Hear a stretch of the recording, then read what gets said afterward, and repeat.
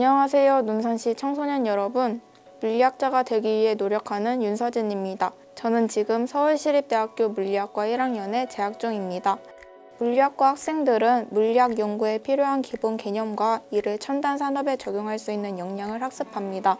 눈으로 볼 수 있는 현상을 다루는 고전력학에서부터 현대 물리학, 전자기학, 그리고 어렵기로 소문난 양자물리학과 광학, 고체 물리학, 열 및 통계 물리학을 거쳐 시공간에 대한 흥미로운 설명을 담고 있는 상대론까지 교육과정에서 물리학 분야의 전반을 다루고 있습니다.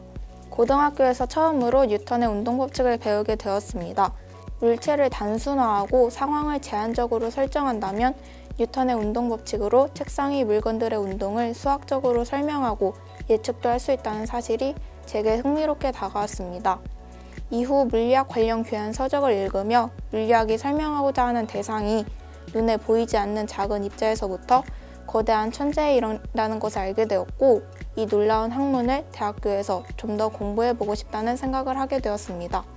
물리학과는 물리학이라는 기초 학문을 다룬다는 점에서 다른 학과와는 차이가 있는 것 같습니다.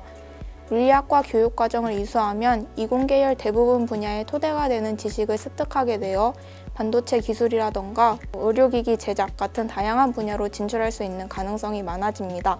다만 이러한 점에서 4년의 학사과정이 진로와 취업을 결정하는 데 충분하지 않을 수 있습니다. 학사과정 이후에 석사, 박사과정을 통하여 자신의 관심 분야에 대한 전문성을 키울 수 있을 것입니다.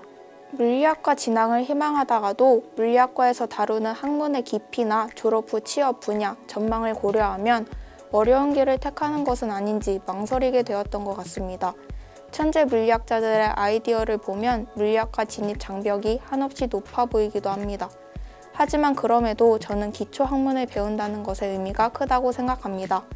물리학에서 자연현상을 이해하는 사고방식을 학습하면서 얻는 통찰력과 논리적 사고 역량은 물리 분야뿐만 아니라 다른 분야를 학습하는 데에서도 가치를 발휘할 것입니다. 유망한 직업을 갖는 것이 행복한 미래에 다가가는 것처럼 느껴지는 것 같기도 합니다. 하지만 빠르게 변화하는 사회 속에서 그것을 정확히 파악하는 것은 쉽지 않고, 그렇다 보니 사람들이 많이 모이는 곳을 무턱대고 쫓아가게 되는 것 같습니다. 저는 여러분들이 진로에 대해 끊임없이 고민하게 되는 이 시기에 자신에 대해서 생각하는 시간을 게을리하지 않았으면 합니다.